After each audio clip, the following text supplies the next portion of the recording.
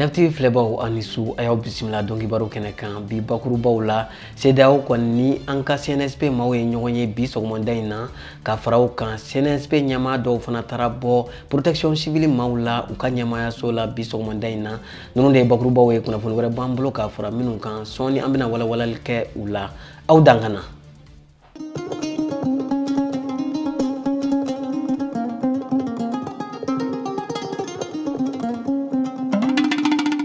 Biye alamisa septembre kalo tile 24 2020 a y'aw bisimila dɔnkibaro kɛnɛ kan i n'a fɔ an y'a fɔ bakurubaw la cogoya min na CEDEAO ka cɛda jɛkulu kɔni nana bisimila minɛ an fɛ yan kunungo walasa kana bɛn an ka cɛmancɛ fanga ɲɛmaa sigili ma min bolo dan bɛ sini nka janni o cɛ u ni CNSP maaw kɔni ye ɲɔgɔn kunbɛn ɲɔgɔnya bi ministère de la défense la walasa ka hakilina falenfalenw kɛ an ka kunnafonidilaw tun b'a kɛnɛ kan u y'an sama min na an k'o lajɛ.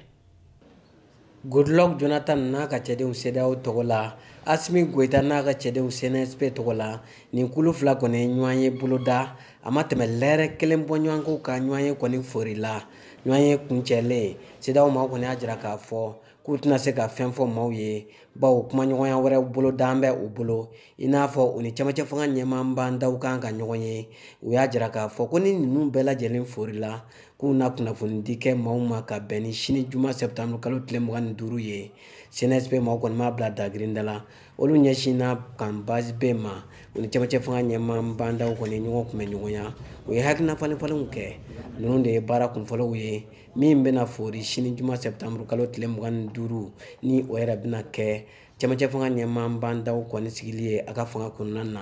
an bɛ dugawu kɛ ala k'an ka jamana basigi ala ka jamana ta fanga di a ɲɛmaa kuraw ma.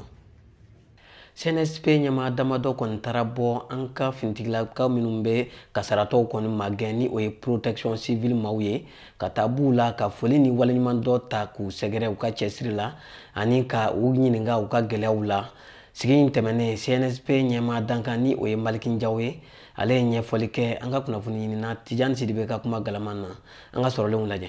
Sɔgɔmada na comité national pour le salut du peuple et délégation de la direction de la protection civile là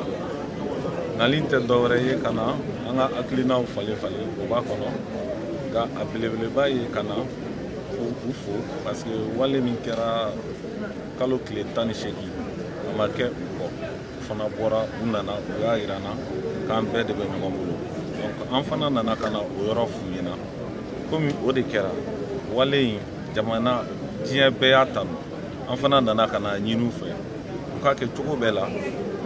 ko o ko in matarafalen to kana f'u ma bi ko u sama sini k'a fɔ ko u susa ka sɔrɔ ka foli ni barika da k'u ye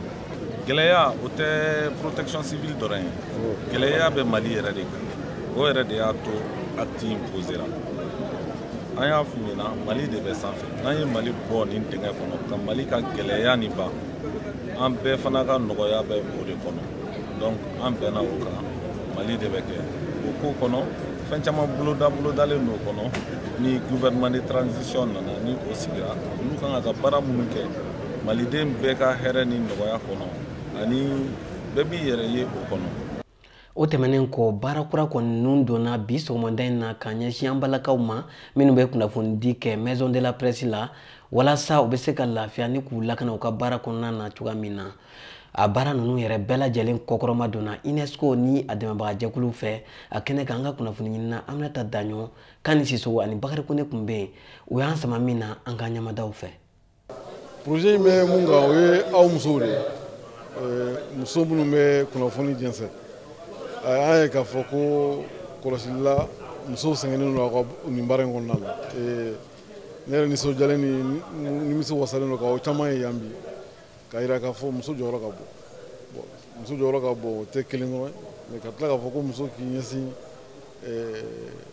information ni sensibilisation la surtout journalisme donc vraiment an jija ka nafolo dɔɔni sɔrɔ an partenaires bolo k'aw dɛmɛ a ka se ka traitement ɲɛnama kɛ a ka dossiers kan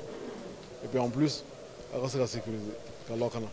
donc bakuruba kelen kelen min o ye ka a ka dɔnni n'a ka seko o bɛ se ka layiriwa cogo di o bɛ se ka ladɛmɛ cogo di ani ka tila k'a yira la k'a fɔ aw bɛ se ka dɛmɛ cogo di k'a fɔ ko minɛnw bɛ se ka ɲini ka d'aw ma a ka bololaminɛnw pour que k'aw dɛmɛ o taasira kan olu y'a bakurubakurubaw ye nka a ka ca Ala fɛ an bɛna ni jɛrɛ in lasigi ni mun bɔra a kɔnɔna na aw de bɛ se k'a fɔ aw mago bɛ jɔ fɛn minnu na n'anw se ko n'an fɛn ko kɛra mun ye k'aw dɛmɛ o taasira kan o hakilina mun ye a b'a dɔn k'a fɔ ko bi bi in na Mali ye jamana ye diɲɛ bɛɛ ɲɛsinnen don Mali ma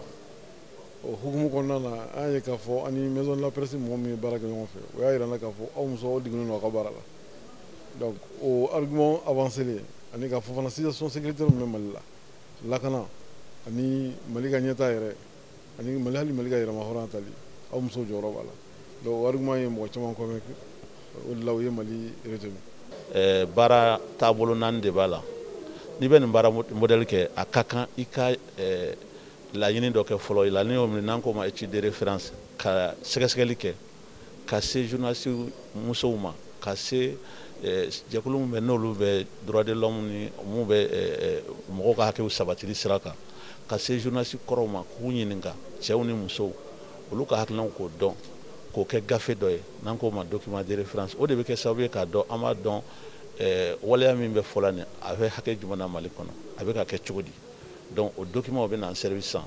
an bɛna atelier dɔ de kɛ ka atelier kɛ ka musow wele musow min bɛ journaliste la k'u wele ka sɔrɔ ka u ka hakɛw bɛ se ka sabati cogo min na fɛn min bɛ kɛ sababu ye k'u kisi nin gɛlɛya ninnu ma n'o y'u ka insécurité ye u ka baara kɔnɔna la an bɛna kuma o kan jamana ye mun boloda a la diɲɛ ye mun boloda a la olu yɛrɛ hakilila ye jumɛn ye a la an bɛna o bɛɛ waleya ka kuma k'o kan ka tila fana gafe dɔ bɛ yen an ka o gafe dɔ bɛ UNESCO de ye gafe dɔ fɛ n'an ko le guide de protection des journalistes gafew la an b'a fɛ k'a labɛn Mali yɛrɛ tɔgɔ la bɛnkan sɛbɛn de ka k'a ye k'a fɔ n'i ye waleya nin matarafa a b'i kisi binganni jugu ninnu ma i ka baara kɔnɔna la donc an bɛna o kɛ ani ka tila ka an ka média ɲɛmɔgɔ ninnu ka u wele ka na formation dɔ kun fɛn min ye sariya ye mun kɛrɛnkɛrɛn n'o kan ka bato mun de kan ka kɛ mun kosɔn musow ka gɛlɛya min bɛ ni journaliste musow a bɛ se ka dankari a bɛ se ka k'a la o de ye an ka projet nin taabolo de ye.